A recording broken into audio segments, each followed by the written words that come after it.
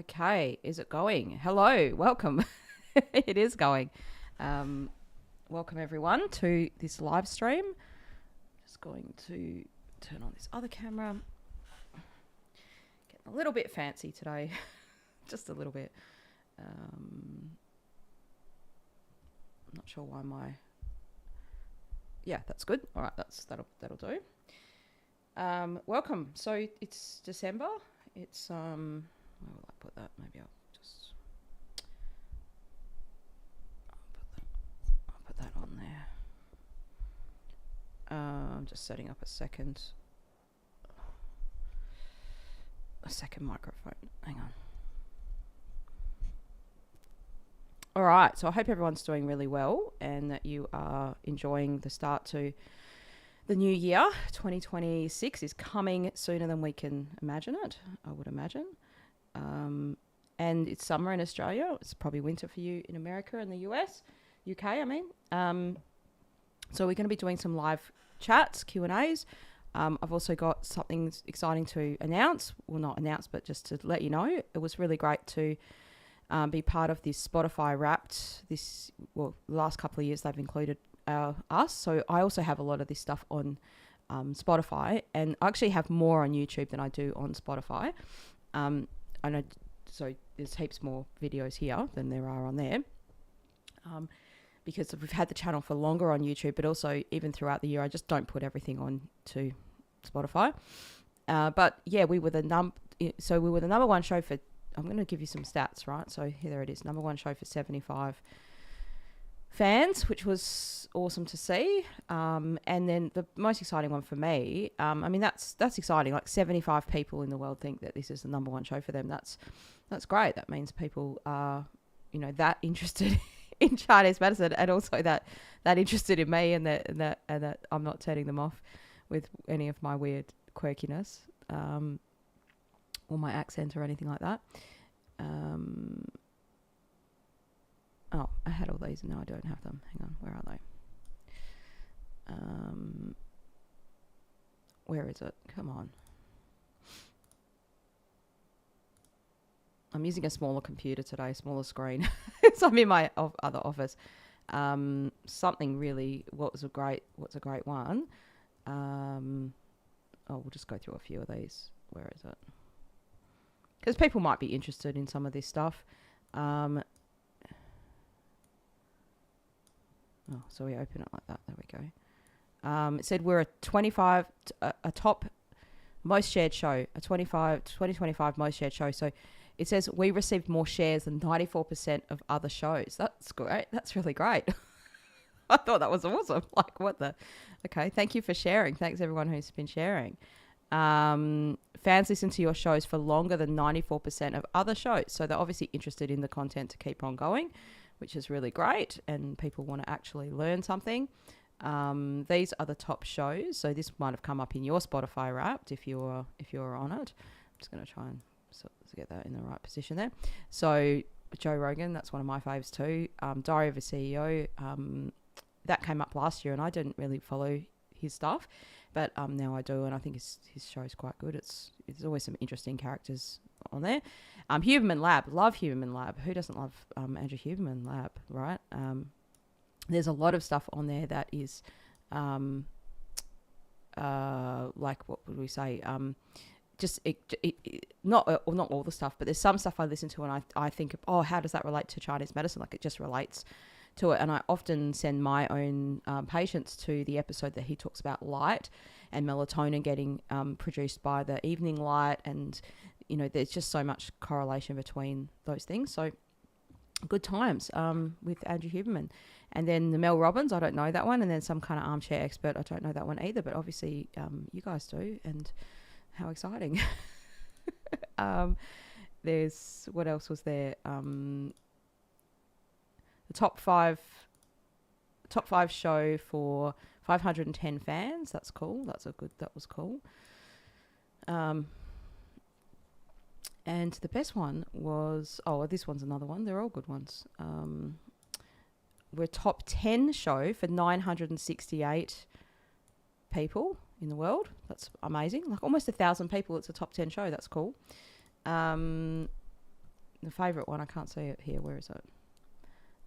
Countries that you listen to us on Spotify. There you go. I'm just doing this so that we can get into the start of the stream, right? And then people will jump in and you can ask your questions. Oh, there's already a question there. Stagnation. All right. That's a great question. I could probably talk all day on that one. So these are the countries people listen to us in. US, Australia. So number 1, US. And this is why I always struggle to find the right time to do these streams because, I'm in Australia, UK, Canada, and New Zealand. So shout out New Zealand as well, getting in the top 5 there. And I'll just give you this last one here, which was my fave. This one here. So it said that our show was in the top 10% of shows of videos on Spotify, and that was last year as well. And I'm super excited about that. That was really great. Cool. So yeah, happy days. Now I will do this. Let's try and do this a bit more easy to. I don't know if I'm going to bastardize this up because this question will be tiny, but we'll just do it like this so it's a bit quicker than adding the things into it. So I'll just use that thing as the background. So spleen qi deficiency, right? This is a great question. And liver qi stagnation. I actually probably going to need to get my iPad out for this to explain that to you. So and Jacqueline Oz 07 has asked that question.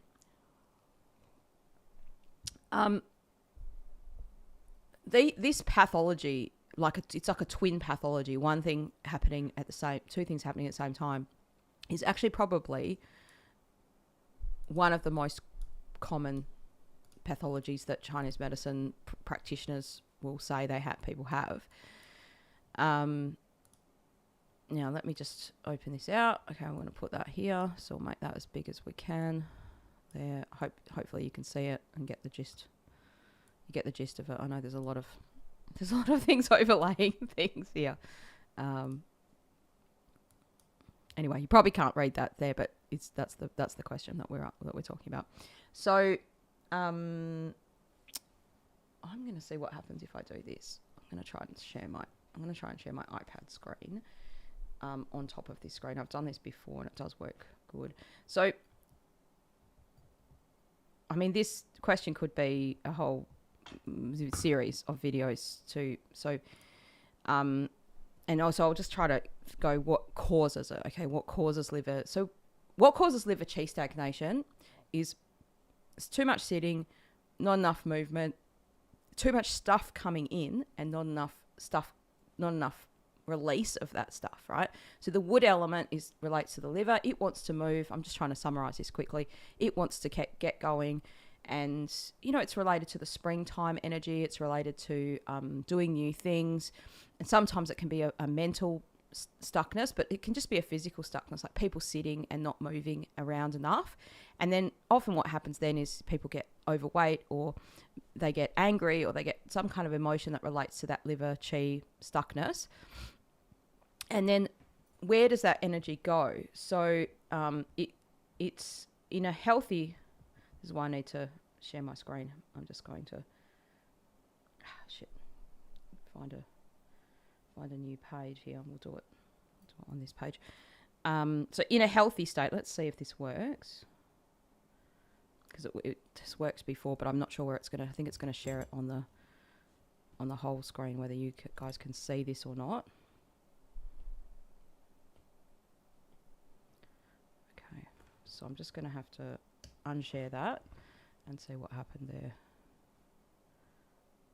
I think it did go off to the side.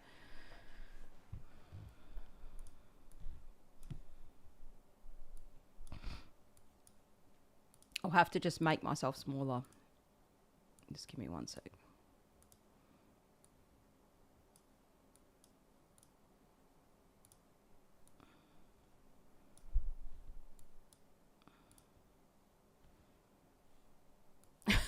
This is so hard. I've got too many screens, and I'm trying not to share the Zoom, just the thing, so you don't have to see the back end of all this. Like, share the whole thing. Anyway, I'll just make myself tiny, like that, and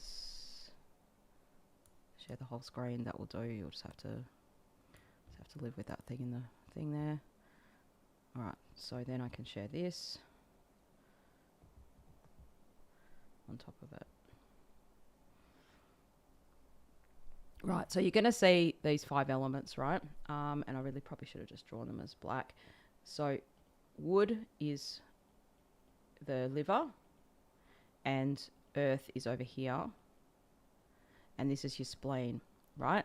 Now the wood energy wants to move, it wants to spread, it wants to go, it wants to move out. And also these elements have like a sequence that they go in. So for instance, they can go in this generating cycle. So wood generates fire, fire generates earth, and so on and so forth.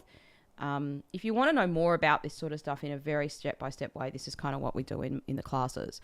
But this question is more like a pathological question, which is going to be more relating to like what you'd learn at Chinese medicine school. So then you have this controlling cycle. So wood controls earth, fire controls, I won't draw them all because it's just going to be confusing for you, as in not confusing, but clutter up this thing. So we're talking about wood should control earth. And what does that mean? It means that it keeps earth from, it looks after earth in a way. It's a looking after controlling, right? Now, if it gets to, I just say this as my saying, big for its boots, it can over control the earth. And especially if the earth, for some reason, got weaker, right? So that's where that pathology kind of comes in, where the earth is actually weaker than it should be because why? Your diet. So the wood element and the liver gets more affected by what we do or don't do in our life, I would say. Like even sleep can affect it as well, right? Because sleep affects blood, which is the other half of wood. So you've got chi of wood and you've got blood of wood.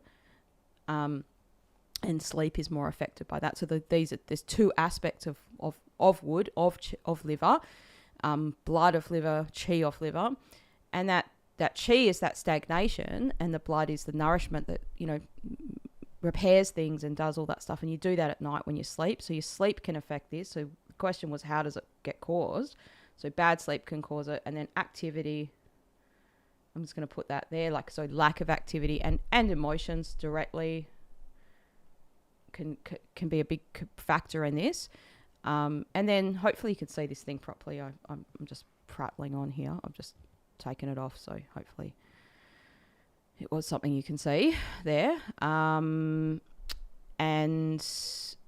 yeah, so the things that affect the earth and make the earth get weaker or susceptible to this would be just going to go back to this same thing so I can say this. The diet. So the question is, what causes liver qi stagnation and spleen qi deficiency? So your diet essentially causes the qi stagnation part to happen. And the diet causes the I'm just checking this is still going because something's not working on my part. It's very slow. Maybe I've faffed it up with adding this extra screen there.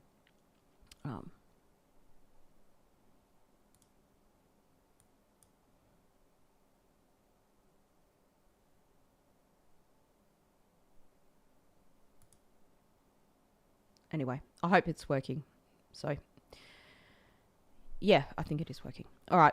So the spleen qi, I mean, it's essentially, there can be lots of reasons that it happens, right? So diet and paying attention to diet can increase that spleen qi energy and help it to not be weak, so that then the wood doesn't invade it. That's one part that can be done, so that the liver doesn't invade the earth or the spleen.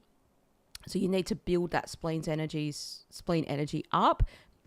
How would you know that's working? One is your bowels. Like, your bowels are getting better, so they're either less constipated or less looser, and they're more properly formed and easier to come out. And then bloating and gassy and those things kind of going away. And like, there's symptoms that you would know. And then with the liver qi, the things that people really see a lot is hypochondrial tightness. So they get sighing, they feel frustrated and angry easily, snappy easily, that kind of stuff. I do have a couple of videos on this channel, but maybe I haven't talked about what causes it. But yeah, hopefully that answers the question. So if there's more to a follow up for that, you can. If I haven't answered what you wanted to answer, you can let me know. All right. So the next one is fibromyalgia. Can fibromyalgia be a deficiency of some sort? Of course, yeah. Fibromyalgia is a really tricky thing to explain, I guess, in Chinese medicine because it's different for each patient, I would say, okay? So how do we do these diagnoses for things that are like newer conditions, and there was no fibromyalgia in the Han Dynasty, right, where Chinese medicine originated, and even later dynasties, like that's not, it's a newer disease term from probably, I don't know when it started, but maybe 30, 40 years ago.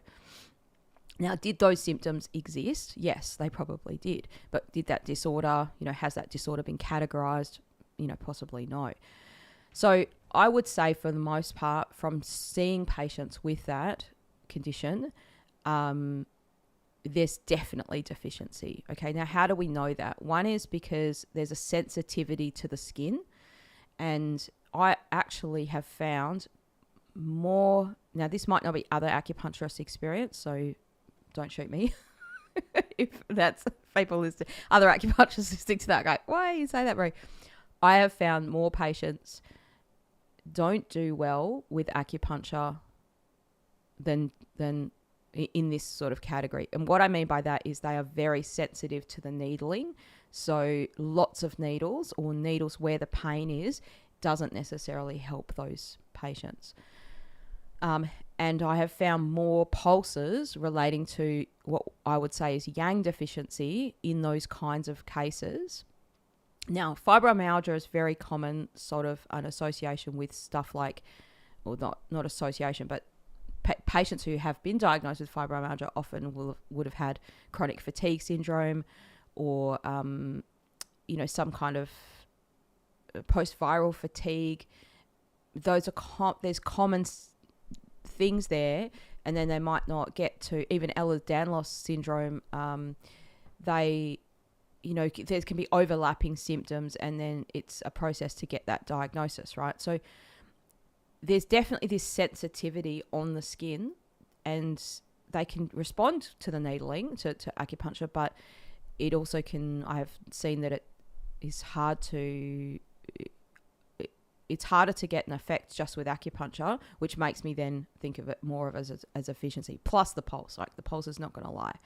And usually if these people, particularly female, I've not actually seen that many men with fibromyalgia, right? It seems to, and it might be because the men who have fibromyalgia don't come into the clinic. I've not looked at the stats on that, but it seems to be a female dominated condition. And they tend to have very deep, weak or faint kind of pulses. And that is a thing where, as a herbalist, I'd prefer to use herbs than to use acupuncture because herbs can put a substance in you. Acupuncture cannot do that. It's going to stir up what you've got. And if you're stirring up what you've got and you feel worse after the stirring up, then it's more deficiency. Yep. So can acupuncture help? Yeah, I've seen it help people. I've seen it give a relief because pain is a big component of this, but it's not just simply pain. It's not your average sort of musculoskeletal pain. I've actually given several talks at the Fibromyalgia Association in WA where I live.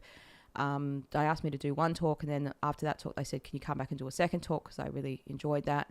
And these are people that generally, what will happen, and not everyone with fibromyalgia gets in this boat, but you've got this chronic illness, you've had lots of fatigue and lots of tiredness, lots of days off work, and you're struggling to keep your job, to make, so funds, like monetary funds are at a, are hard to come by for some people. I've noticed this, it's hard for that. They want to maybe do courses of acupuncture, but it's not something they can necessarily afford to do. By the time they find you, they've spent all their money on all these other things that have, anyway, it's just, and also run out of sick days and struggling to pay the bills because maybe they're on only able to work half hours or things like that. That can be a reality for people that face in these chronic conditions. So, acupressure. That's what I was teaching at these talks, how to sort of self-manage some of the pain with acupressure. But the mechanism by which the pain is caused, I think, is quite different to how, like, in general, like, I'm not talking about physically. I mean, it is a physical thing, but how we would see the pain in Chinese medicine is a bit different to, like, someone who came in with sciatica and lower back pain, and how we think about how to treat that pain. There's schools of thought now with acupuncture emerging more and more, especially in Australia. There's a guy that I just interviewed on my channel that we called the interview, he only uses one needle, and those types of techniques can actually be better for people, I think, with fibromyalgia, rather than having a lot of needles. Like, the more needles that go in you, the more stimulation, and that can often make people really tired after the treatment. So that's a reality there to think about. Yeah. All right. Do people have more questions that are live questions that they want to ask? That's good. You can pop them in the chat. I wanted to thank everyone before we get into more questions and get into it, for people's support for this year. 2025 has been a great year for the channel. We finally have got to 10,000 subscribers, and I've been waiting for that day for a long time. And I was just so happy to get there, just so happy. Because it's a sort. I remember really thinking, I'm going to really work on this channel around 2018, 2019. I thought, okay, because I had this channel for a while, and it wasn't something. So while I ramble on, please put your questions into the chat, okay? Just I don't want to bore you with these little stories. And it was really just for my patients. Like, it wasn't something I thought, I'm going to do YouTube. And then one of the videos that I had on dietetics, the eating cooked foods, sort of took off, I guess. Like, it just was an old video, and I was like, all these people are coming on the channel and asking questions. And I was like, okay, maybe I'll make something of this. Maybe I'll make some regular videos. And I started doing interviews with people. And I remember speaking to one colleague, and she's just like a friend of mine. She doesn't really get into this space very much. She was like, you're putting in so much effort, Brian. There's only there wasn't even 1,000 subscribers then. I remember thinking that, like, it was probably like 900, and it was really hard to get 1,000. Like, every YouTuber says that, like, the first 1,000 is the hardest, and then it has this exponential. It's almost like YouTube doesn't think you're already good until you get to that point, and then it's like, boom, it just started to exponentially kind of grow.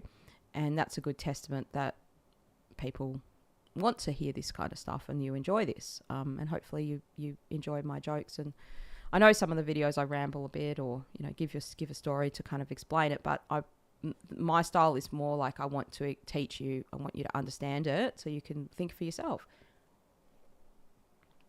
I do have some other questions to answer from the channel time, so I'm just going to go through and look for some of those. But if people have a live question, please feel free to ask it.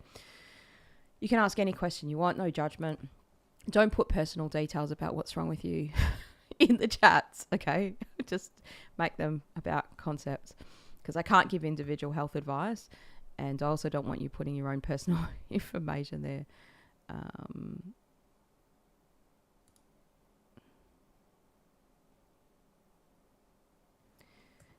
So I'm going to just answer. This is a great question here that I can probably just answer quickly here. This is from the channel from a little while ago. About beans and dampness, and something that I've mentioned probably quite a few times. So let me just put that there. Make this smaller.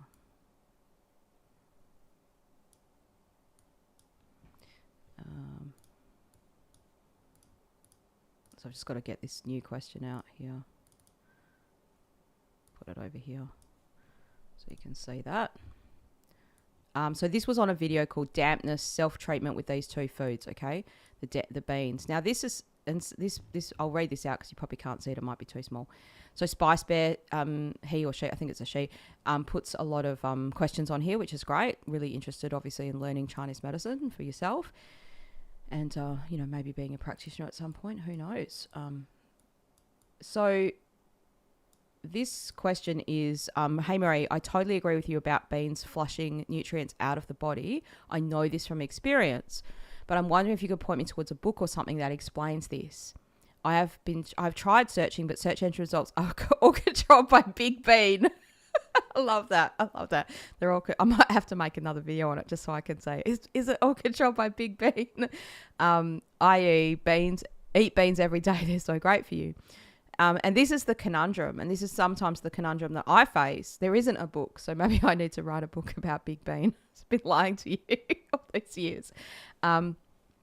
This is something you probably are not going to find in a book, because, and this is why I've tried to kind of explain how I got to this idea, and why the books are wrong, but they're also correct. So when they say beans treat dampness, I would say that they're referring to this toxic, acute dampness. Now, when a lot of people are told you've got dampness, it's mostly associated with deficiency. And the textbooks are not differentiating dampness associated with deficiency versus just acute dampness. So for acute dampness, and acute means it's just happened and you've eaten something bad, right? And that's what I've said by these two, that you can treat dampness with the beans. But if you've got chronic dampness, and I'm going to say that's more than a few weeks, and you've got signs of spleen qi deficiency there, you don't want to have those beans. And there's no books that explain that. They just don't talk about that. Maybe they haven't thought that bit through. I also think not enough practitioners in Chinese medicine use Chinese dietetics as a treatment. Now, myself included, okay? Recently in my practice, I've been trying to focus much more on Chinese herbs, and I used to see patients hardly any herbs. This was before I did my classical Chinese medicine course, and I would say, not 10% of people would only take herbs, maybe 5%, and I hardly ever have a case where they wouldn't have acupuncture as well. Well, now I'd say 40, and sometimes some weeks even half of the patients are only doing herbs and not doing acupuncture at all. And like, if they need acupuncture, I'm going to suggest that they do that. But what's good for me for me to understand what's happening is I know just that herbs is doing the job, or just that acupuncture is doing the job. Now, if I had a patient that had 6 sessions of acupuncture and that a certain thing has happened, and then we introduce the herbs, well, you could say, well, is it even the acupuncture culminative effect of the acupuncture? That could be part of it. Or is it the herbs that you've introduced? And this is a bit of a conundrum for practitioners who do both, and many practitioners won't admit that. They just don't think anything different. And it's the same with the diet therapy. That's why I'm mentioning it for that. So, like, if I give a patient herbs and dietetics, diet therapy, how do we know which one's working? Now, I have had some patients that I've done diet therapy on, but they're few and far between. And these are people that couldn't afford to stay on herbs, and they were like, what else can I do? And I've also seen some patients have finished their results off. They got some results with herbs, and then they got even better results when they changed their diet. I have seen it anecdotally for patients with, or myself with certain foods, where they'll report that, and this is what this person here is saying, like, I can feel that it's flushing nutrients out of you, that she can notice that, right? It doesn't feel good with doing that.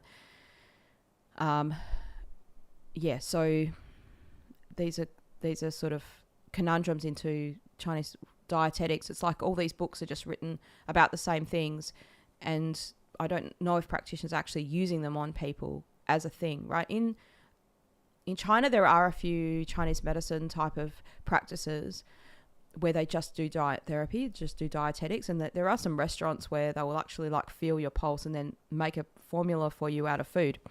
And it's good. It's a bit of a gimmicky thing as well. It's not like, these are restaurants trying to make a living, but they will make, I even saw one recently where they make a medicinal wine for you out of, based off your pulse. So they're basically making an alcoholic drink that's, do you need sort of tonification or something like that within these parameters, which is like kind of cool. And those things introduce people to Chinese medicine. But like having a practice where so this would be like almost nutrition type of therapy. Now, I have had some patients who sought me out for that through YouTube, and that's pretty much all they've done. But there hasn't been enough cases to sort of say, well, this has done this or this has done that.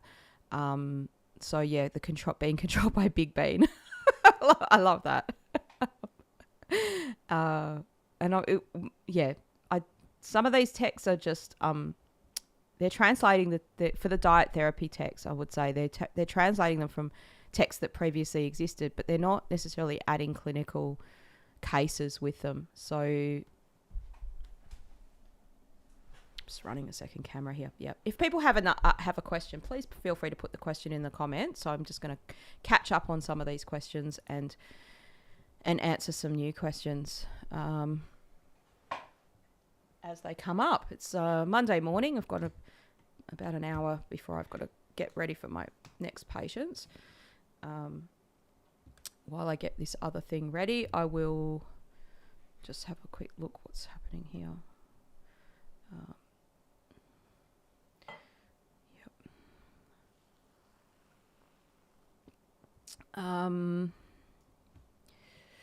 Oh, look, there's just so many comments. I never even I do take the time to say thank you. But there's a lot of comments that people say that are lovely, saying thank you for your videos and all the rest of it, which is lovely. Yep. And then some people just want to have their 2 cents and say something that's like, what? Why are you saying that? Which is just the case of it, I guess. I just try to ignore those things. When I first did this channel, I used to get some comments that I won't mention them now, but I was I was like, am I going to keep doing this? This is not very nice. Like people were, but on the whole, I hardly ever get those sort of comments where people aren't very nice. Hardly ever. And you have to remind yourself that what people say says more about them than it says about you. And I always just think, well, where's your YouTube channel? Like you don't realize how much hard work this thing is, and that that I'm busting your gut to get this thing done.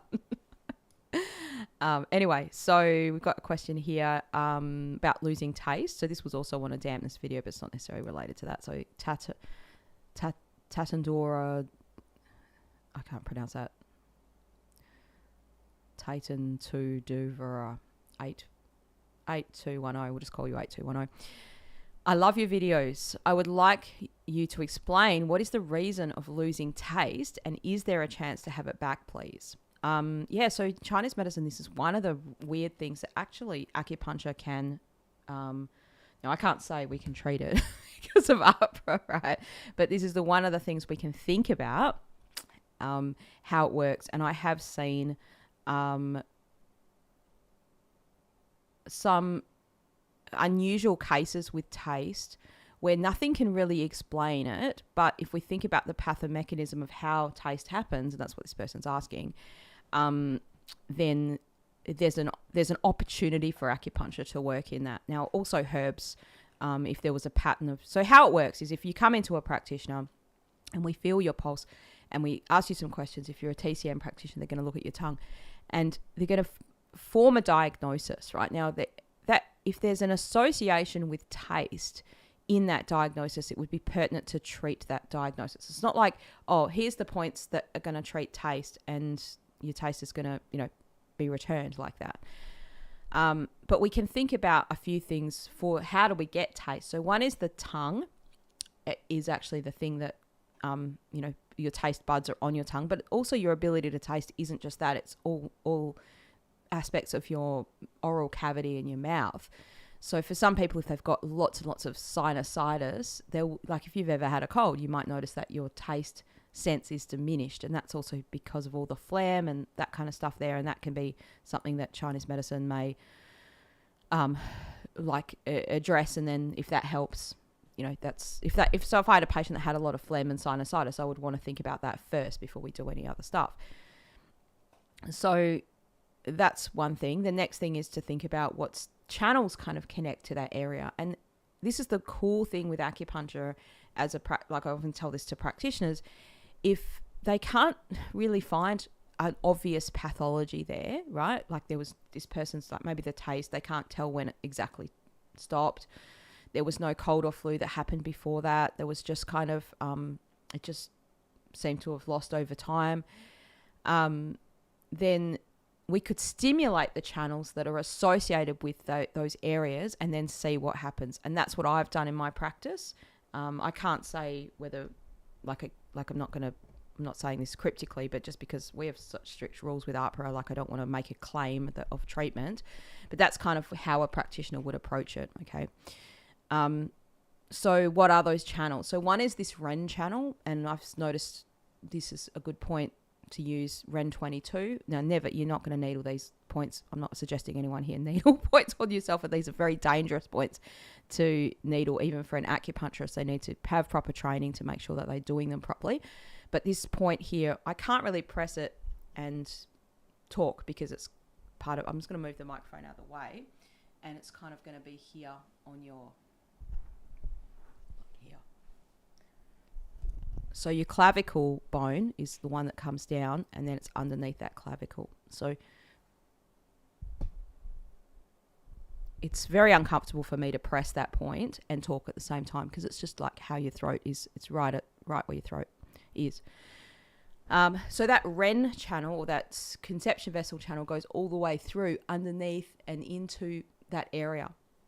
And that's one of the channels.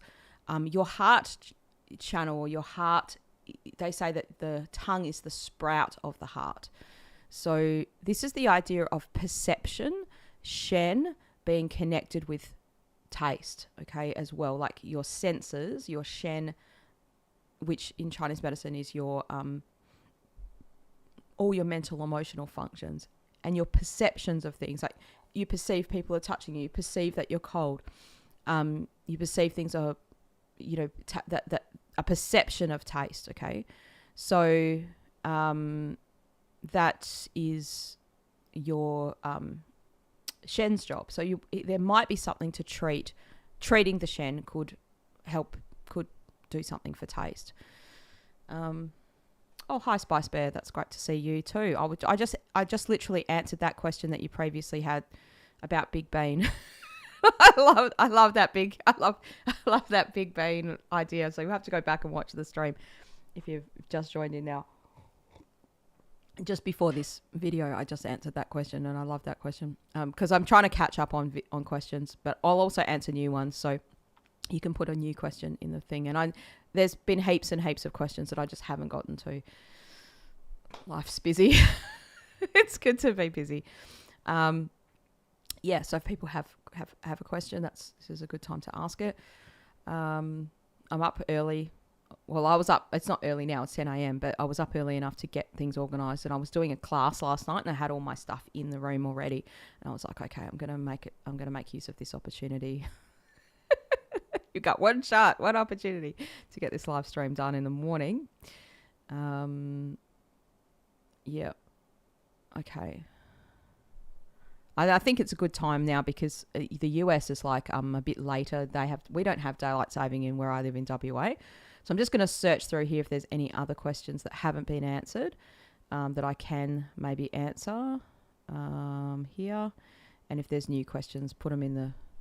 And if you have a question I haven't answered before, Spice Bear, you could put it in now if you, because I might not be able to get to. I'm just going to try and scroll through and see what I can answer we can cross off. All right. Coney Amali says, as a second year student, still trying to remember the basic TCM concepts. This is very helpful. Thank you. Your videos are helpful. It's so nice to have those comments. And I appreciate that. People appreciate people taking their time, because sometimes you think, what's the point of all this? Like, not that often, but people do think that. They do, not like I'm going to quit this, but sometimes you just don't know that if it's helping people or do people like that sort of style. And I've had people say at the same time on the same video, literally people like, hurry up and get to the point. And another one's like, I love those long explanations. I'm like, well, anyway. So Gary Royal says it's 9:16 in your part of US. Yeah. So normally it's like, if it's 10 a.m. here, it'll be 10 p.m. there. But because you've got the daylight saving, it's an hour earlier. So it's just a little bit better actually in the summertime for me to catch people there, because anyway, that's life. Yep.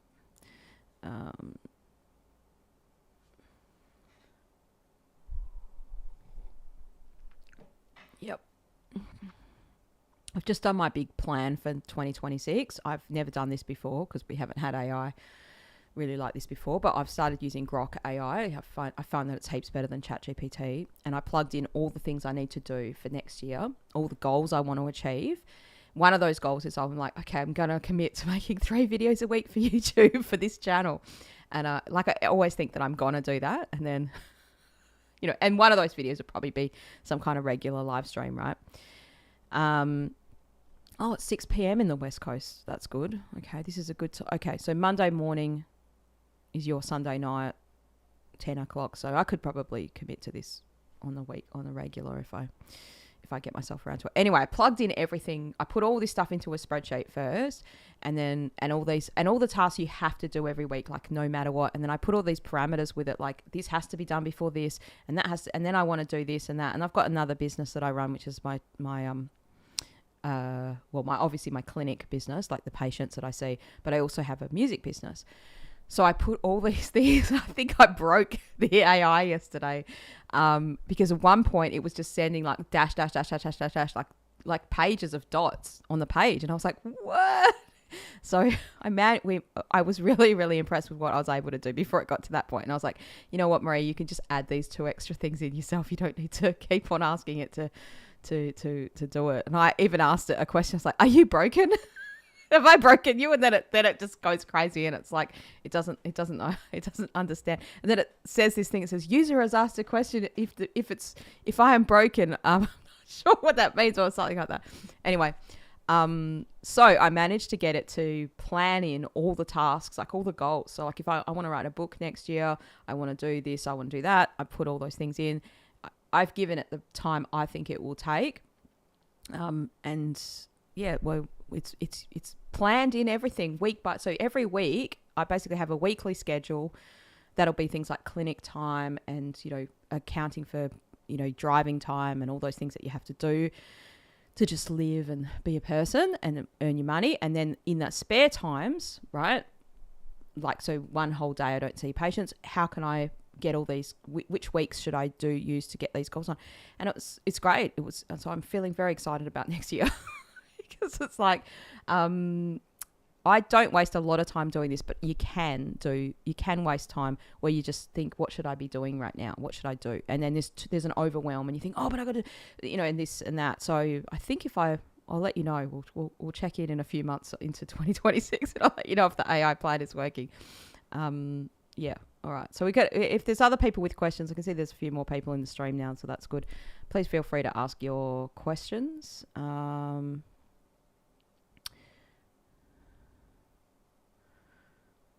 Yeah. Okay. This is a cool question to answer. A lot of people ask questions about hair. And I do have a video about hair falling out, right? And this is a sort of a follow-up to that hair falling out one. I'm going to put this over here. So it says, is week...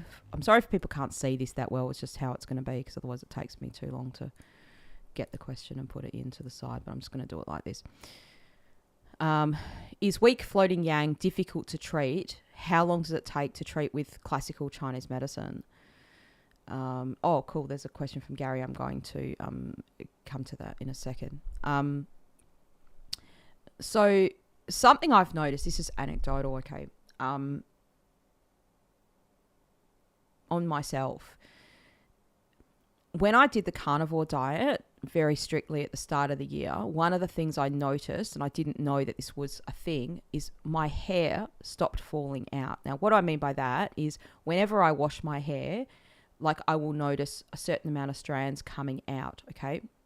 Because how I wash my hair is like I prefer to sort of wash it over the sink, and I will see some strands of hair coming out. And like when I started after 2 or 3 months on the carnivore, it was just hardly any hair was coming out. Now, is hair still coming out? Yes, it is. When you brush your hair, still clean my brush. Yeah, I'm not saying no hair is coming out, but like there was less hair coming out. And then I took a break off carnivore because I just got lazy and carbs crept in. And I've gone back on it now. So I've been on it since the 1st of November. And within 2 or 3 weeks of doing carnivore, again, the hair falling out had reduced like a lot. When I'm just talking about with the washing of the hair, okay? And like a carnivore diet definitely tonifies your yang, right? It's definitely stopping dampness, and it's like a strengthening kind of diet, okay?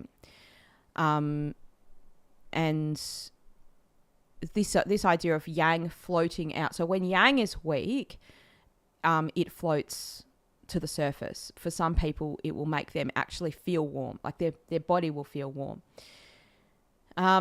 So I would usually advise people when I talk to them about hair stuff, if you've had a stress or a big thing that's happened, it can take months and months of doing the right thing for you to notice changes. But I've noticed this on myself, and I've heard this from other people who are on a carnivore diet, that it can affect their hair more quickly, right? And it depends on the reason why your hair is falling out. Like I said, if you've had a big stressor and that stressor is still there, that's a big, that's going to be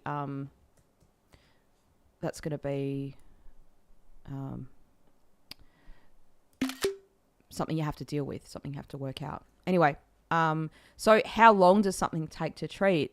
I do think that like diet is going to make a big difference in that, on top of the herbs and stuff like that you do. Like I've definitely seen that. Okay.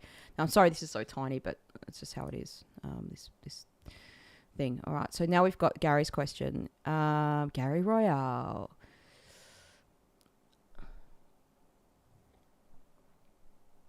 Someone just asked, what does a carnivore diet consist of? What's meat? It's just meat.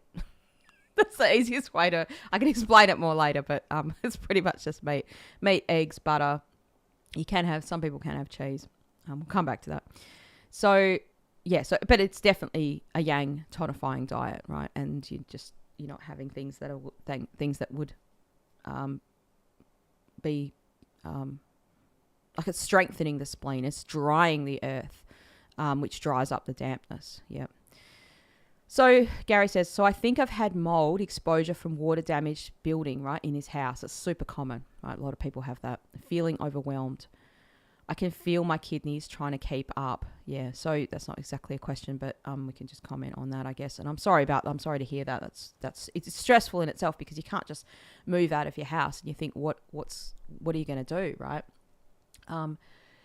And this is definitely a thing. So dampness can come from the inside, and I find, apart from the mold, that's the main way people tend to get dampness. But the other way is living in a damp environment.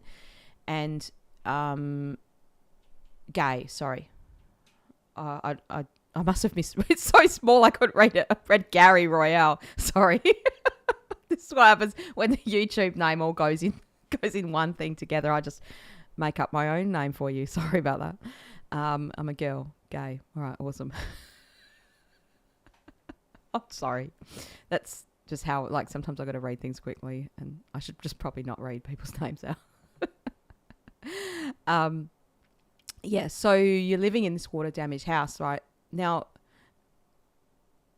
I mean, maybe just you're probably already doing this, where you're getting a person to come and assess the situation and see what you can do, and maybe quarantine where you're sleeping into somewhere where it's not, because the more time you were exposed to that stuff, the worse it's going to be, right? So if you're sleeping in an area that you're in there for hours and hours of a night, or perhaps getting something that, like, I'm not even sure if this is going to help that much. I have a really great air purifier that I use for the clinic to actually get the smoke out, and it has like some kind of UV filter, so perhaps having that going may help as well. Yeah, but look, these things, like in Chinese medicine, we think your body is constantly interfacing with the environment, right? And if it's doing that, like you're saying, you can feel yourself trying to keep up. It's like it's just placing extra strain on you, and it doesn't mean you won't be healthy and you won't keep on going. Your body will try to keep on going. It's going to do that that's what it's best at doing, right? You keeping on going. Yeah, so perhaps like if I saw a patient that had this kind of scenario, I would just treat what I saw with their pulse. Like I would just, and if they got to the point of being yang deficient, then you can kind of like tonify yang, and that's going to strengthen the resource that you've got to fight the environment. But yeah, if we can, we want to try to reduce the exposure to the environment, right? Which is like the same as like you get colds and flus. Like you want to, you should protect your body against the environment rather than just going, oh, I'll be strong and I'll just let me get that wind on, get that wind on me. Like, you don't want to sit there in the winds just unnecessarily, like, because you're using your body's energy to cope with that all the time. All right, cool. We got some great questions here. Thanks, Gay. That was a good question. And look, I hope you get that situation. I hope that's resolved for you. It's a hard thing, right? Because sometimes you're dealing with landlords and you're dealing with, or you're the landlord and you've got to pay the bills. And, there's all kinds of things that can be. Now, all right, I've just scooped up 2 questions here together. Maybe I can zoom. I can zoom it out, but it's going to be a bit pixely. Just so people can see. All right, what kind of foods would be best for poor digestion and spleen chi? That's one question. Another one is Jackie says, I'm getting acupuncture and herbs every 2 to 3 weeks. All right, so they're both about spleen chi deficiency. So the first question about what foods are good for that. Okay, so the first thing, it's make it easy. Okay, I do have a video that says why eat mostly cooked foods. It's an older video, but that will explain why you need to do this. So you want cold, dry, and raw out of your diet. Okay, don't eat those things as best as you can. Your spleen likes warm, cooked, and moist, because it's going to help its digestive properties, its processes, okay? Now, that might sound really simple, but it is quite simple. As best as you can, get rid of packaged foods, anything. Another way to think about it is anything with 3 or more ingredients, don't have those foods. Or don't have them on the regular. Don't make them as a main part of your diet. So some people think, I'll have pasta and sauce, and they buy a jar sauce and there's just like 50 ingredients in that jar sauce, preservatives, sugar, salt, whereas if you made it yourself, there'll be probably some onions, maybe some garlic, some tomatoes, and a few different culinary herbs that you'd put in there. And, maybe you might put some bacon in there or something, chorizo or whatever you put, a bit of meat in there, or you just cheese. Okay, you know what's going into that food. Whereas if you're eating a lot, and probably people watching this don't eat that sort of food. But like I've been in that case of eating that kind of food, because you get busy and you're like, oh, I love that jar sauce. It just tastes so good. Well, why does it taste so good? Because it's got all these extra things. But then it's also got extra things that are not for the taste, that are just to keep it in the cupboard, right? I call this stuff apocalypse food. Now, I have a massive box of it at home because I worried that the apocalypse might happen in the COVID time. We're like, oh, we're all going to be scooped up into a van and I might have to escape society. So I went and I purchased all this stuff, right? This is a good example of why we shouldn't be eating this on the regular. And I've still got those boxes, these apocalypse boxes with pasta and sauce and dried stuff, like mostly dried things, dried onions in little Ziploc bags and stuff like that. It's still fine, still good. It'll last for a long time, okay? And that's the point, right? It's got all this shit in it that makes it last a long time. And it's a survival food, not a thrival food, okay? I'm starting to use that phrase now. I thought about that the other day, right? You want to thrive, not survive. So try to have that on the regular as best as you can, right? Fresher foods have more chi in them. And you want to avoid stuff that's carbs and sugars, especially together. Maybe plain rice or plain grains that you cook rather than it being processed. I've also got a video that talks about levels of processing. and I feel like every level of processing that happens to a food, it's actually going to increase its potential for dampness. Okay, so they're the general sorts of foods. So if you're new to the channel, the videos I'd suggest you do is, one is firstly, why eat mostly cooked foods. There's several videos I've got on spleen chi for 2022, spleen chi for 2023. They're still the same. It doesn't change to the next year. Okay, they're just ways that I do these things for YouTube to, I don't know, try to tweak up the algorithm or whatever. Like, ooh, what should I do? So you can just go back and watch those things. And then I had to have something like, 3 things about dampness and whatever. They're all, it's not like they're the only 3 things. Like, so from a lot of these things, even though it says dampness, it pertains to spleen chi, okay? Like strengthening your spleen chi. All right, the next question here is, okay. And Gary, so I've done it again. Just read them quickly. Gay says, I appreciate your humour. Thanks for the advice. Okay, good. All right. Jacqueline Oz says, Marie, I'm getting acupuncture and herbs every 2 to 3 weeks for at least 3 months, but I haven't seen much improvement. It's mainly for spleen chi deficiency. How long does it take? Yeah. So this is a good question. So it's hard to say how long things take, because in terms of definitively, because of there's a lack of research on the amount of treatments needed for some of these things. Now, there isn't in many cases, and they don't necessarily investigate a condition like spleen chi deficiency. They say, people with fibromyalgia were enrolled into this study and did their symptoms reduce, so when you first do treatments, you probably need to do, now you've probably already done this, that's fine. And also you have to work this out with your budget. But this is one of the reasons why I'm not seeing as many patients for acupuncture anymore, because I'm just honest with them now in terms of saying, look, if you really want to get results with acupuncture, you have to do it once a week, twice a week. In China, they are doing acupuncture every day. Now, is it necessary to do it every day? In some cases, no, it's not. But I think a lot of research studies show acupuncture 3 times a week. And because they want to show that if they're doing a research study, they want to show that it works. So they're doing these treatments in like the frequency of it. And there hasn't been enough research on various conditions to show, okay, let's do it once every 2 weeks for 6 months versus the same amount of treatments in 3 weeks and see what it does. Because you also have to assess that person 6 months later, both of them 6 months later, what's happened? Has the treatment held? This kind of stuff. So one of the main differences with acupuncture and herbs is acupuncture can only work with what's already in your body.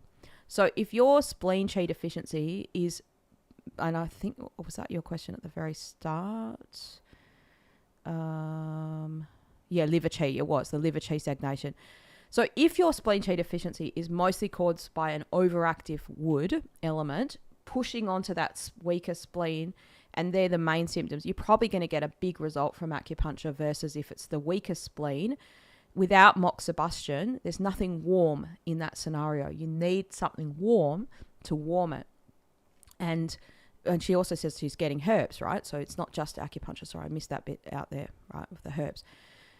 Again, the herbs, this is the bigger difference between classical Chinese medicine and standard TCM. So the TCM treatment for this would be something like Buzhong Ichi Tang or Sejunza Tang as the base formulas, like Urchen Tang sometimes is used, these damp, drying and spleen chi tonifying formulas.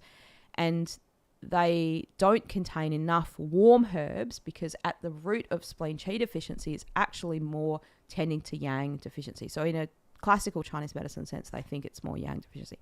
So what you can do is you can send me an email and with your suburb, your place where you live, and I will do my best to see if there is a classical Chinese herbalist near you, and hopefully that may be a bit of a changer for you when you might not need to keep doing the acupuncture as often, because if you've already been doing herbs for 3 months and you don't think there's been much improvement, that's enough time for herbs to work, okay? Like as in like they should be doing something by then, even if it's been making you worse. Like something has happened, not just nothing has happened. Okay, so we don't want to make you worse, but like you want something to have happened.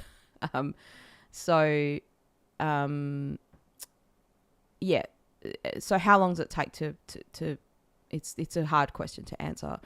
Another thing I would suggest you do is monitor some of your symptoms in such a way that you can work that out. Now, your practitioner might be doing that for you, where they'll say, because I have patients that come back and they say nothing has changed.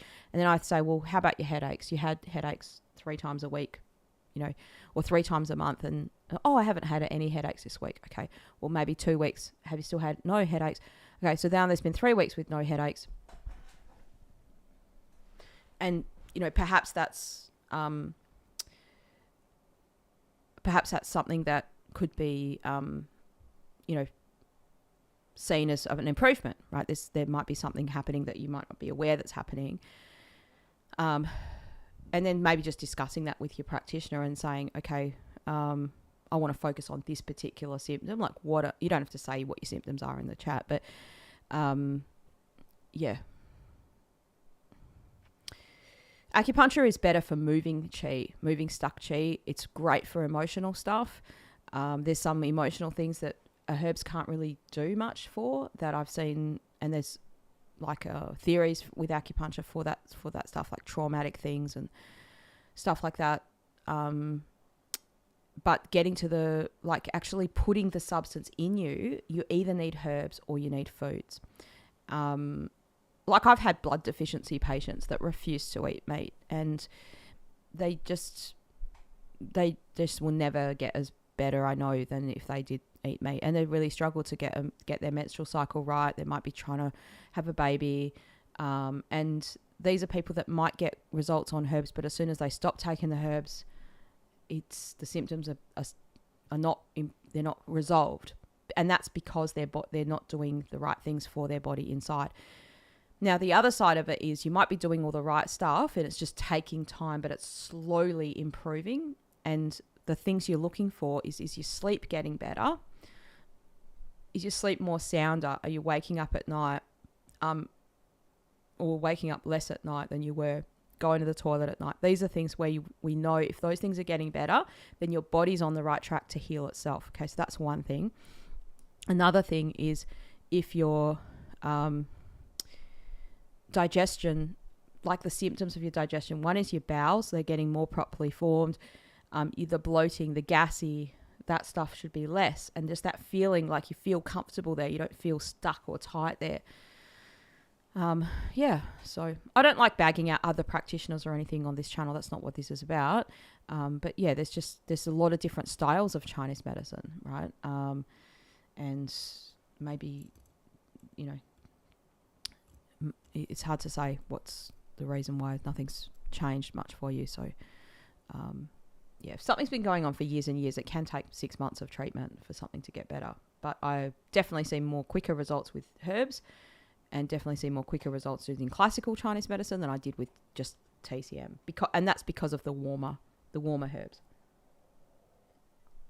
All right, cool. So we've done that. Jackie Miraz says, I made a dish I found online called congee. It was a hot, simple dish. It was great. Yeah, perfect. And that's kind of the Chinese medicine superfood, if you like. And congee is something that is like, let me just make this a bit bigger here.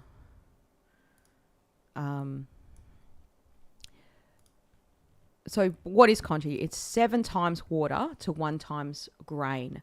Okay, usually it's rice. It doesn't have to be rice, but it usually is rice.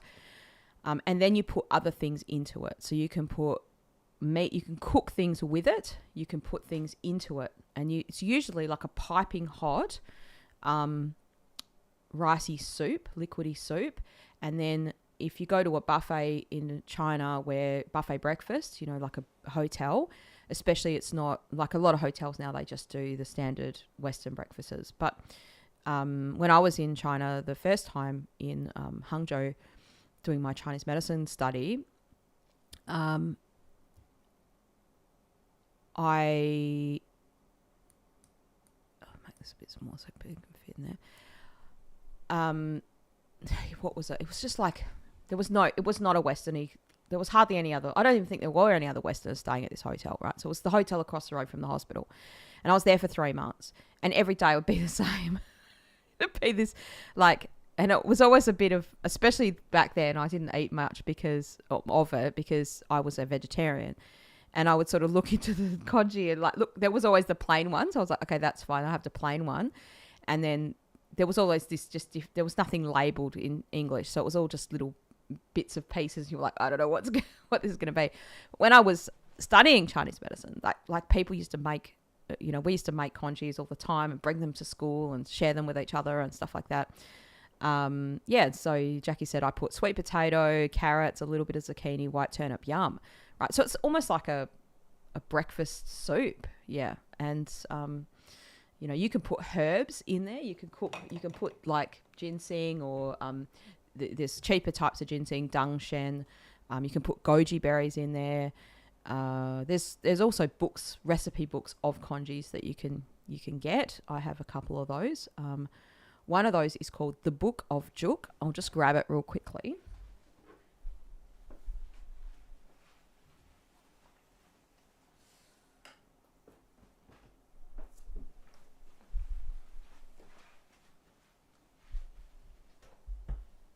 Sorry, just off the shelf. This book's called The Book of Juk. I'm not endorsed by Bob Floors, but there are lots of recipes in here for congees. Okay, so you've got things like it goes in fennel congee, right? So rice and fennel and brown sugar. It's got sword bean congee, dao dol jol. Juk is the word for congee in Cantonese. And Joel, Z-H-O-U, is the word for congee in Mandarin.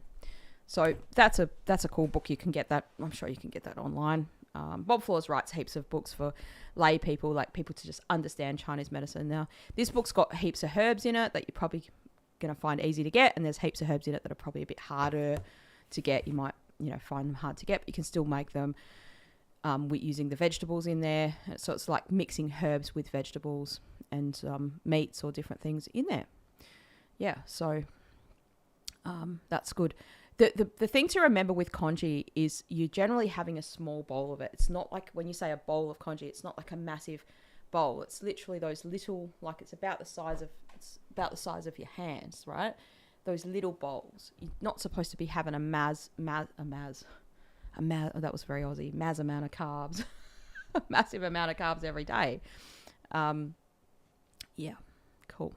All right, if anyone has any other questions, now's a good time to ask them. I'm going to have a look in here if there's any more for me to catch. There's heaps to catch up on, but I'm just scrolling through for what I can answer.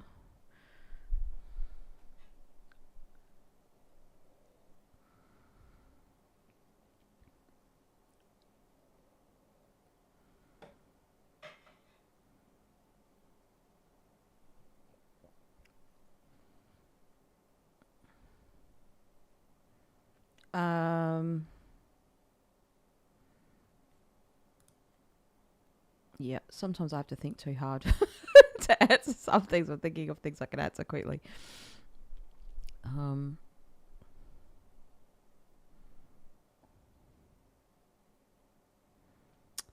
Yep.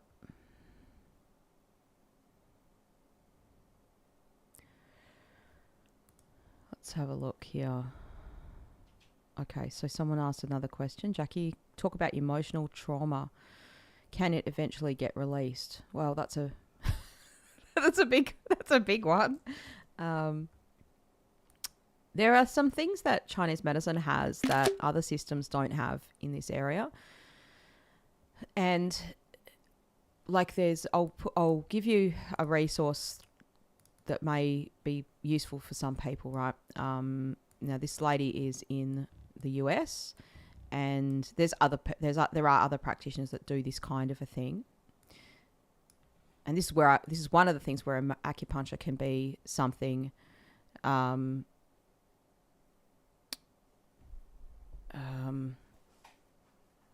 that herbs can't really do. Now, herbs can help people. Like as a herbalist, if people have emotional stuff, trauma stuff going on, we use herbs to treat the person, and then like rectify the physiology, and then we would say that the emotional stuff would resolve. Okay, so the idea is that your 5 elements are functional systems in your body. So, for instance, let's explain this like this: which one should we use? You guys can choose, right? Which element should we use? Because we could talk about any element to give this example. All right. So whoever wants to suggest an element can do that, and then I'll give you the explanation based on that. Earth. Okay. So the earth element has a physical function and an emotional function. Its physical function is digestion, so transforming and transporting the spleen, the food and fluids. That's the spleen and the stomach together doing that job. Okay. It also digests thoughts. Its emotion is its emotion is thinking and worry and pensiveness. So it's the good, like all emotions have a place. They have a use. They have something they do, right? They don't just do sort of nothing.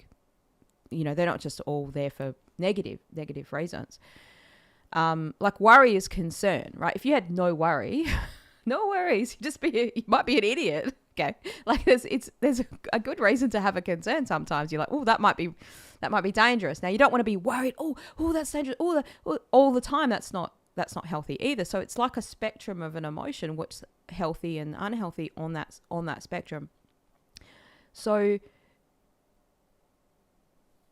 when the physical gets out of balance, the emotional can also get out of balance, right? When the physical gets damaged, the emotional can get damaged, and vice versa. The emotions can get damaged. Now, when you say trauma, you've gone through something unexpected, usually it's happened to you. Okay, now I don't want to make this a bit of a horrible, we don't have to go into what those things are, but, people can experience a one-off abuse. They could experience an attack. They could have an ongoing abuse. They could have been in an abusive relationship with someone, and there's a whole bunch of stuff that can happen, right? So it's often things that have happened to you, not things that, and you've had to respond to that. Okay. You've had to cope with that. You've had to live and get through that. And then you've come to a point, not for everyone, but I'm just being very general here. Some people come to a point where they realize, okay, I need to deal with this because it's showing its head now. This is something that happened to me later in life, or maybe it just did happen recently to you and you're dealing with it. Or you're dealing with something physical and you realize, oh, some emotional stuff is actually attached to this, and now it's showing its head. It's coming up. It wants to be dealt with here. So we, as a practitioner, we might ask you about what has happened. Now, I don't even have to ask people a lot about what's happened, because it's kind of, I just need to know, like, was it something you saw coming? Was it something you didn't see coming? If it's something you saw coming, you can kind of prepare yourself for that in a way. If it's a shock, that is a different kind of fallout in your body. It really more affects that kidney essence. Is it something that you're still continually going through now, or is it something that happened in the past and now you're dealing with it? That's going to impact on whether it can eventually get resolved, because I do see people that are going through something. They're dealing with stuff in the past, but they're also still going through it now. That's a bit different to someone who, okay, this happened to me in the past and it's definitely not happening now. You're in a good place now. You're in a place that, you feel comfortable in your life, and you're not sort of traumatized right now. The emotions and the thoughts and the processing of the past might be in a way traumatizing you, but you're not being physically distressed, harangued right now in your life. Those are kind of some of the questions we might want to know to answer this question, right? So what we would do is we want to say, well, what are the emotions that you're experiencing now, and look for correlations within those elements. So the example of the earth was, that worry, and you would expect that there'd be some digestive issues there, and they might have been caused because of that worry. So if you're living in a constant state of fear, fear is relating to the water element, and these things can have that flow on effect within the 5 elements. So like the generating cycle, and then also the controlling cycle. We kind of think about that. What emotions are you experiencing right now? So if you had that fear, then maybe there's something with the water elements needs to be worked on.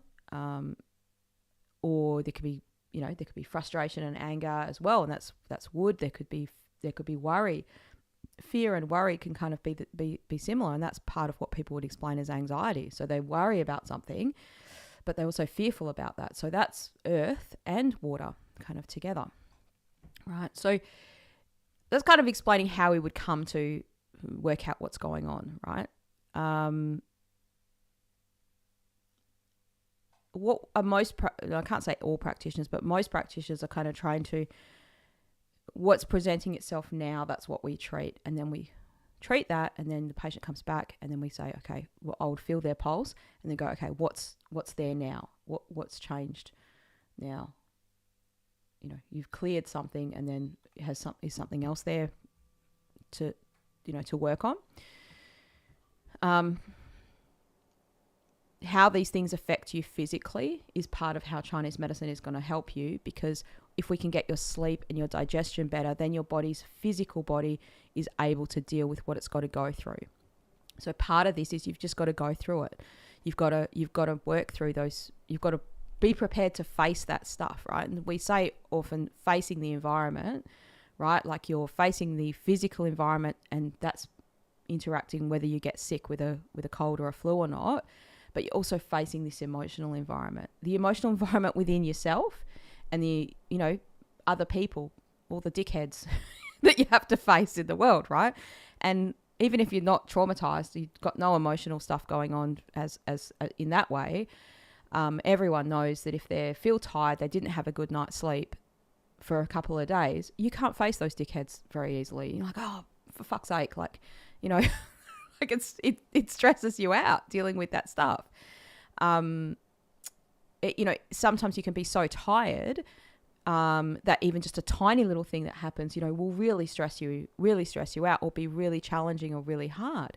And then your body just needs a bit of sleep, and then it's able to function. So I'm just giving that example of like the physical, really relates to the emotional. Even a person who's very strong, very, let's say, grounded, if they don't have enough sleep for a couple of days, they're not going to be in their right mind. Or let's say they had no sleep. And they've done these experiments with people, in the army things, making them sleep deprived and see what happens, right? And it doesn't take long for a person to just literally go mental from not enough sleep, right? So these are things that an acupuncture or herbal practitioner can help you with that aren't directly those things. And then you go and get help with a therapist, psychologist, psychiatrist, whatever you're seeing, that helps you work through that stuff, and we would help your body, work on that. Now, then there are actual acupuncture points that deal with trauma things, and they're called the 13 ghost points. And this is a little category of acupuncture points, and there are practitioners that actually go through these points in a sequence, and they help people deal with stuff in like a sequential way. And this is not the sort of stock standard training. So not every acupuncturist, don't expect every acupuncturist to kind of do these things. So if that's something you want, you've got to ask the practitioner, like, is this something that you do? Have you helped people with traumas before? Because some practitioners, well, one is they're just not equipped to deal with it themselves. They don't know. They haven't had it. They probably need extra training, and maybe that extra training has happened through their practice, right? And they're willing to deal with these kinds of scenarios, or they've gone and done extra training so that the practitioner themselves is equipped to help you, right? And there's some practices where maybe the person, is a cold and flu doctor, and they don't want to do emotional stuff. So you should check with your acupuncturist first in some way, that if you're going to book in an appointment, is this something that you do? Now, those points, those 13 ghost points, are like points that are about levels of a person not being themselves. What they mean by ghost point is not like you're being possessed by an actual ghost, but I was talking about this with a patient the other day recently because they were asking me something about this, and I said, look, even Chinese medicine has analogous examples that are not relevant today, because at that time, ghosts and being possessed by ghosts was obviously a popular ideology, a popular thing. And they sort of coined this phrase about these points because that was a popular thing, but they were not saying you are possessed by a ghost, but they were saying that person's personality has changed as if they're not their true self. That's what it means, as if they are possessed by something else. Now, whether that you believe in that existing, doesn't mean they're demon possessed, is what I'm saying. But they're acting as if they are. And they're on this journey of things, right? of stuff. And there's, like, for instance, points in that sequence that can be used for self treatment. Now, I wouldn't say you just do those things willy-nilly on yourself, because also those points, if they're used properly, they're kind of opening up a can of worms, right? And you have to be willing to kind of deal with those things. And there's some points for things like something has massively changed in your life and you're asking yourself the question, like, who am I now that all this has changed? And part of, sometimes I'll give to patients, and it's like this point here, and they use on the philtrum of the your nose and mouth area, and you can just press it, tap it, and you're kind of journaling at the same time and asking yourself, like, who am I? I think that point's called Ghost Market, and it's about who you are, what gifts you bring to the world, what you like, bringing yourself to market. So think about, like, you had if everyone on this stream had a little market stall, what would your little stall be of who you are, right? It's a good thing to think about. Something, what makes you unique? What's your special thing, right?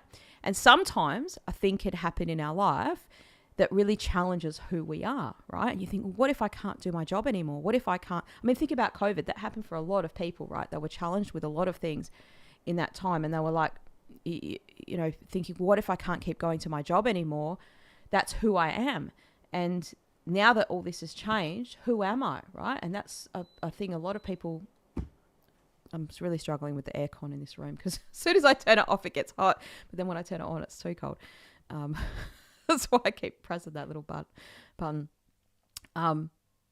Who am I, right? And these are things where you can journal and do that. But and then there's a bunch of these points that are used, and they're usually used in a certain sequence to kind of help people to work through these different bits and pieces.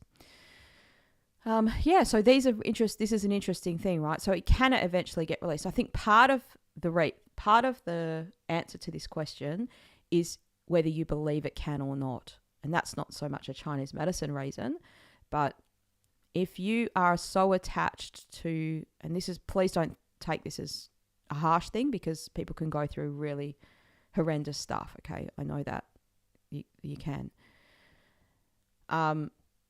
But if you believe that or you've attached yourself to that, or that has been, and this is part of these ghost points as well, that's become your identity. You see this in a lot of people that, we call it a victim mentality, I guess, right?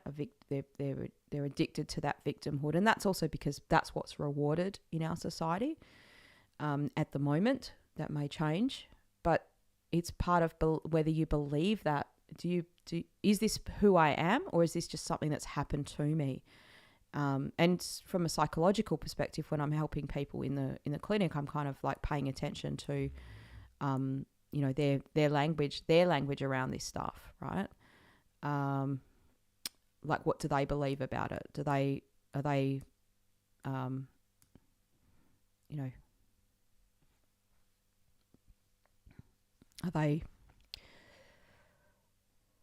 how do I put this? Like, are they so attached to it that it's going to be really hard to let go? Or, because even I don't want to agree to that. Like, I don't think it should be part of who you are and you're never going to let it go. And it's not that sometimes people want to keep it, but they just don't know how to let it go, or they've never been told they can be free from it. A lot of psychology and mental health treatments now is about managing stuff rather than this belief of like, you're going to do this thing and then you're going to be free from it. And actually that's part of the 13 Ghost Point trauma sort of treatments, people that do these things. Now, one of the ladies that does this, she's in the US, and oh man, her name escapes me, but she's been on the channel to talk about something else. It'll come to me in a minute. Lita Herman. Okay. And she says she does like treatments that take people through maybe a weekend of like, they actually do a whole day of treatment. They do all the points through the day. And part of being free from that trauma is the patient has to also want to be free. They have to believe that they're going to go through this thing, they're going to deal with it, and then they're going to be free from it. They have to want to do that as well. Not just that these points are going to take away all your trauma. So there's an aspect of that, right? And look, psychology, therapy is all a business, just as much as, look, I'm in a business, okay? And if we want to be real callous about it, practitioners don't get rewarded when patients get better from a business perspective. And that's not how I feel about it either. It frustrates me when people don't get better. But there's money in for people to continue on with stuff, right? And to continually need things. And that's not, I don't think that's individual practitioners' intention, but when businesses get hold of things, big business I'm talking, not just one man band, little businesses, there's an incentive there for them to keep you needing the therapy and needing to keep on working on stuff. And maybe you do need to keep on working on that stuff, right? So Jackie says, I think sometimes we hold on to stuff because we hold it deep inside and not to deal with it. Of course. Yeah. So that's why I'm saying this is a very sensitive topic. I don't want this to come across as callous and like, oh, Marie doesn't know anything about, Marie doesn't care, right? It's a cold-hearted bitch. I'm not. Just it's complicated, right? And this is something that's going to be really individual. I'm trying to give my best explanation of what Chinese medicine could maybe do for people here. And yeah, like this is really hard. You want to deal with this stuff. It is really hard. And there's plenty of people that can just sort of, maybe they don't deal with it and they just carry on their life. And could they have a better life if they did deal with it? Potentially. But they're able to just carry on. Our body's really resilient and it does just carry on. And, maybe that stuff will come up later on and you'll have to deal with it then. Usually what I do in my practice, and I advise students that I teach to do this, is you don't want to bring up stuff that doesn't exist at the time, right? But when stuff comes up, that's when you're willing to deal with it. Okay, it's not the kind of therapy sort of where you go, oh, okay, tell me about your childhood. Are you sure there's not something there? Are you sure there's not something that, I don't think that's helpful because your body's just, your brain isn't ready to deal with that stuff. You need to be willing to, if it's coming up, it's a sign that something needs to be dealt with, right? And often my first thought for why a symptom is there isn't an emotional thing. It's usually the second or third. So if I've treated someone for something physically and nothing's working, like I remember Lita giving this example in one of her seminars or talks or something about a patient that had an elbow pain, and it's like every trick in the book isn't working for this elbow pain that normally works, right? Physical treatment. And then it turned out that there was something emotional going on there. That's the more unusual scenario. So I don't see patients that come in for sciatica and I go, oh, that muscle is related to this blah, blah, blah, emotional thing. Maybe you have some emotional stuff going on. But it is something that's sort of there. If this other stuff hasn't treated it, then maybe that's the reason. Maybe there are those other reasons. And if you talk to myotherapists, musculoskeletal therapists, massage therapists, myotherapy is just a fancy name for massage therapists, then they're going to tell you that, they see a lot of that correlation between, like, even they'll be massaging people. And it's happened to me. I used to do massage therapy when I first graduated. and person's just not emotional. You start doing massage and then they just suddenly get really emotional. And it happens with acupuncture too, right? It can just have this weird emotional release that the person wasn't expecting, and that could be really therapeutic and part of it. And they might just have a good cry and they don't realize why that's happened. Yeah. All right. Thank you. Thanks for, I hope that hasn't come across callous and not too, yeah. These are hard topics to talk about because I know that people I hear enough of people's stuff, and that is there's real difficulty and genuine hardship that people go through. And a lot of this stuff is things that have happened to you. It's outside of your control, right? It just happened to you, and you're like, okay, now I'm going to deal with all this stuff. All right, says suggestions for endometriosis. All right, we'll put this on there.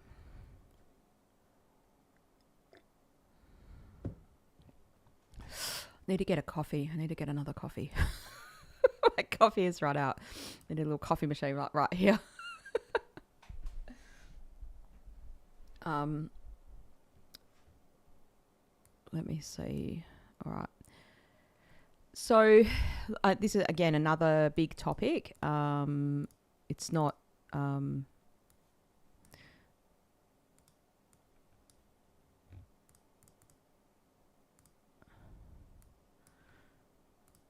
not something we can't talk about. So if people don't know what endometriosis is, there's usually some kind of period pain called dysmenorrhea. That's the fancy name for it. But not everyone with endometriosis has pain. And essentially what's happening is the lining of the uterus gets outside of the uterus somehow. Now, how does it do that? These are cells. They float out through the fallopian tubes and gets into the pelvic area. And it sets up camp there, and it does what it's supposed to do. Where every time a period comes along, it starts to make a uterus lining, but it's not in the uterus. So it's outside of the body. Now it's not outside the body, outside of the uterus. So then the body detects that as like, oh, that shouldn't be happening. And that causes inflammation, and it can cause over time scar tissue. In Chinese medicine, it's related to what we would call blood stasis as a general category. The earlier this stuff is treated with either Western medicine means or Chinese medicine means, the better the results are going to be for people.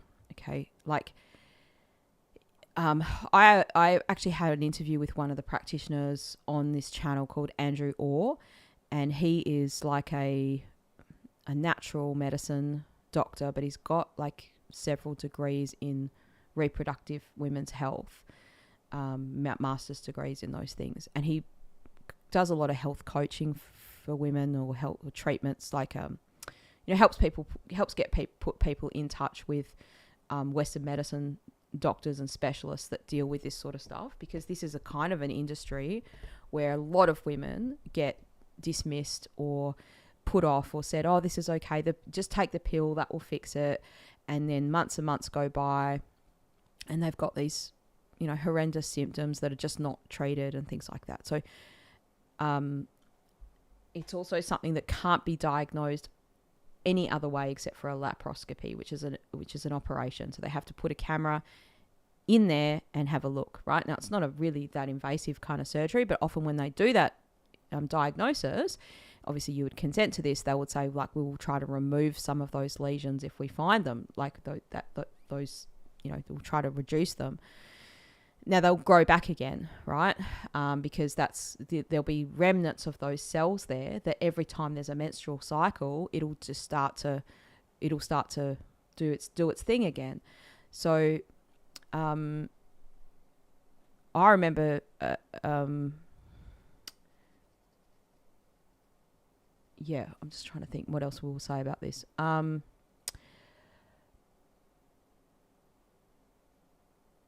So what can Chinese medicine do? If people are having surgery and then they're given like a window of time, because a lot of times people investigate this. One is either the pain and the symptoms are just so bad for them that they're seeking help, or they're trying to get pregnant. And they've discovered it that way, because some people don't have that many symptoms, actually. Even though all this stuff is happening, they don't necessarily have that many menstrual symptoms to warrant going to get it checked. And they only sort of discovered it because they were trying to get pregnant and they couldn't conceive easily. So they went and got some, fertility tests. So, yeah, Chinese herbs are probably going to be better than acupuncture. For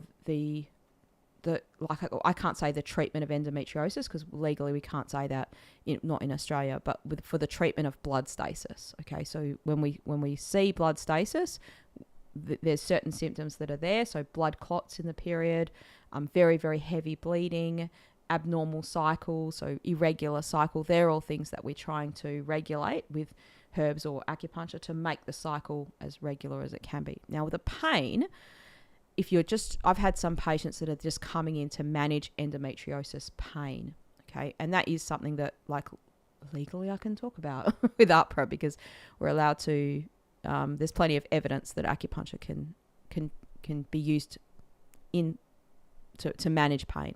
One of the things I find is necessary, I would say, even necessary, is moxibustion. So there's a treatment in acupuncture called moxa. I'll see if I can find a picture of it here and I'll put it up on the screen. And there's different ways of doing moxa. Let me have a quick look. This is moxa on the foot. Okay, so that's a picture of me. I'm going to put that there, doing moxa on the foot. My sister was the model for that picture, which was lovely for her doing that. Hopefully you can see that there. And that's a moxa stick, right? So you can see that little moxa stick there. I'm just going through my computer now quickly trying to find a moxa picture.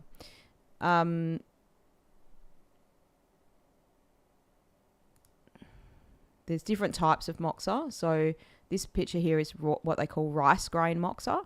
And this would be like a small amount, like that little incense stick is going to touch that at the top, and then it's going to come down and it gives you a tiny little burn sort of thing at the end.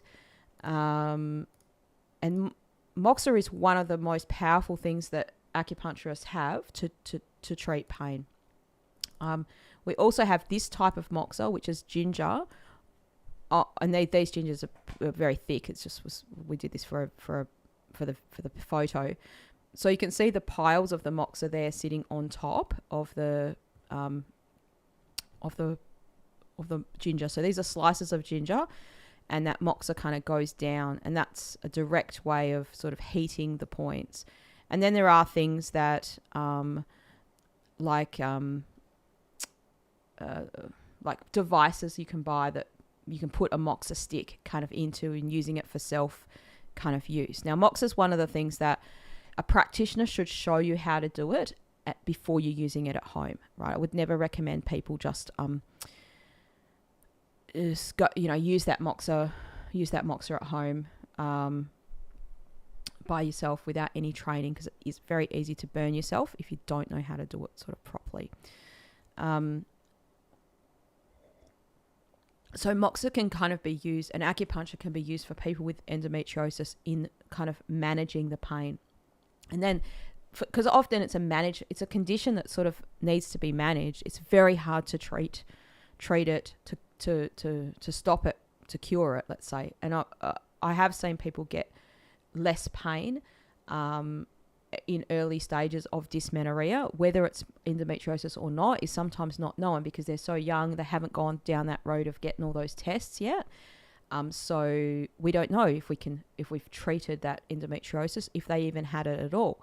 But what I'm saying is the earlier in your life you seek treatment for it. So if you're a mum and you've got a daughter that's happening to, it's better to do that. And I see that the practitioner I'm mentioning, Andrew Orr, people can look him up. He sees people all over the world. He has been on this channel to talk about endometriosis. He's very much an advocate of this kind of awareness of this stuff. And seeking early detection. things with, and not being bullied by Western medicine, but them saying, well, you just wait and see if it gets better or if it gets worse, because the longer you've had this happening, the more those adhesions can build up, and then there can be a whole bunch of other complications that can kind of happen because of those adhesions in your body, right? So Anne says, cycles are regular, but I have debilitating pain where my cyst is, even after the period ends. So the cyst is 4.7 to times 4 centimeters. It is still early stage to be treated. Is this still early stage? So I can't give you individual advice for legal reasons and other reasons. But it's not going to get better on its own is probably the answer. So the best thing is to go and seek help, and you probably want to do herbs rather than acupuncture, because that's got the best chance of being able to break things like that down. And also how you will know that it's working is if you go and have a scan and you can see if something's gotten reduced in size or it's growing in size. Before that, the only way you're going to know is through those symptoms. So if you have debilitating pain and that pain goes down, but the cyst still stays the same, well, your life is better, okay? And it's worth it to kind of reduce the pain. And if the pain is less, it generally means that the inflammation that cyst is causing or that lesion is causing is not as much. We can infer that, right? Because pain comes because those things are inflamed. And you would expect that it would go down. There's like a history of abdominal masses being treated in the Han Dynasty with various kinds of blood-breaking kind of herbs. So they definitely had, we don't know what sort of masses they were because they didn't have detection for cancer or things like that back then. But they definitely had masses. And at that point, if you've got a mass, if you're getting treated for a mass or an abdominal mass, like in the Han Dynasty, this is more than 2,000 years ago, they would have palpated it. They would have felt it. So it would have been pretty big. It wouldn't have been something that like as small as what is being detected these days. You're not going to palpate that lesion necessarily, right? A practitioner can feel on your abdomen where there's blood stasis. I just did a course on that over the weekend as part of my herbs training. Like we use abdominal diagnosis, but it's not something that I use a great deal in my practice. I mostly rely on pulse. So I was like, okay, I'm going to go and do this abdominal diagnosis again. And yeah, that's something that you will feel like where there's stuckness on the abdomen. And it's not necessarily like a mass as in the person's growing in an adhesion or growing a mass there, but it's like your abdomen itself can kind of show where there's stuckness and where there's like chi can be stuck and blood can be stuck. So when chi's stuck, it tends to dissipate quicker. When blood is stuck, it takes time. It has to be chipped away to kind of treat it, that blood stasis. So Jackie says, what other symptoms can there be with blood stasis? So it's usually fixed pain. So whenever it happens, it's always like we're talking about endometriosis here or period pain. It's always the same spot. It's like always on that right side in the corner of your abdomen, or it's always on the left side. It's always in the same. And that's generally indicating that there's something stuck there. It also can be, what else could it be? It's like it's generally stronger pain, like much more intenser pain. Yeah, that's a good picture of a moxa stick, right? The actual stick. So people can hold that stick over themselves, and use the. I just for some reason we only. Oh, is this a moxa? This is a moxa. This is a little picture of a moxa box. It's not going to be very good quality actually because it's just for some reason it's a super tiny picture. But that's an old-fashioned moxa box, like a really old, really old one, oldie but a goodie. Yeah. So sharp stabbing pain, fixed pain, like pain in the same location.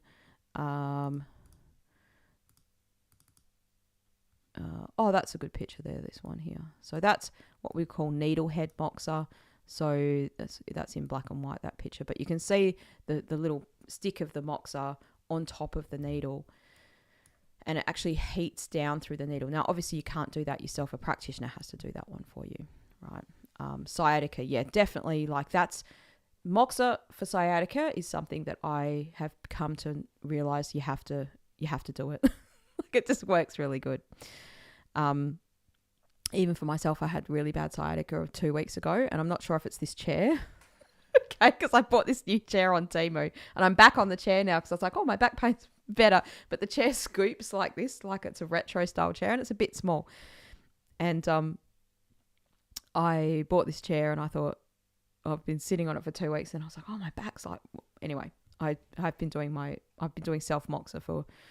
It actually needed to do it for 2 weeks before it really subsided. And yeah, moxa works really good. Anne says, is blood stagnation and stasis the same? Yes. Blood stagnation and blood stagnation and blood stasis are the same. It's just a different word. It's just a different, shui yu, like yu, meaning stagnation, and shui xue for blood, would be the Chinese name for that. All right, so I think we're probably going to finish the stream there. Been going for a little while today, so that's good. Thanks everyone for participating and all your great questions, and I'm glad that we've been able to catch up a few questions and to see a few of the regulars on here. I know people are probably getting tired. If you're in the US, it's probably time to go to bed now for you. It's time for me to see my patients. So Merry Christmas, Happy Holidays and Hanukkah and all the rest of it. Next year, I'm hoping that we'll have plenty of videos coming out. I have put that into my massive AI plan that I've been working very hard on the last few days. If you weren't here at the start of the stream, I've plugged in everything that I want to do next year into this AI plan, and I'm like, oh, let's see if it works. So I will try. I think I'll try. This seems like a good time for the stream, so I'm going to try and do a stream on a Monday morning. This is probably what I'll do, which will be a Sunday night for people. And it won't be too long. It'll probably just be an hour or so. But these things don't really work unless people know it's a regular. And I have to commit. And I am committing. I'm going to commit. So I hope you have a good week ahead, and don't get too stressed as it comes into Christmas. I probably will have a video out soon. I'll make one this week, I think, about just helping to deal with the stress of Christmas with Chinese medicine. Just keep that regular exercise up is one of the good tips you can do. I know that most people are going into winter before Christmas, so you don't want to exercise a lot with sweating, according to the Neijing, but just keeping your body moving. Yin yoga is a really good thing to be doing because it just helps to relax all the tendons and the muscles and the fascia, and that in itself is good for moving that liver qi, stopping that stagnation. And thanks everyone for sharing your questions. And if anyone needs sort of a referral for a practitioner or some help to find a classical herbalist near you, you can always send me an email, chinesemedicinepodcast@gmail.com. I also have a whole bunch of courses that I've put together for this year, and that's a great way to support yourself for the new year. If you haven't done, I know many people here probably already jumped on some of those courses, but they're all on the website, the web page that's associated with this video somewhere there, metrohealth.com.au/courses, and that's a great way you can support me and the channel and yourself and learn something cool, and it's step by step to kind of do this stuff. So yeah, thanks everyone for tuning in, and I look forward to and if you're watching this in the post and you want to ask a question, just put it in the chat, in the comments, not the chat, obviously the chat will be finished, but put it in the comments and I'll do my best to answer it on another live stream. All right, thanks everyone, have a great a great week.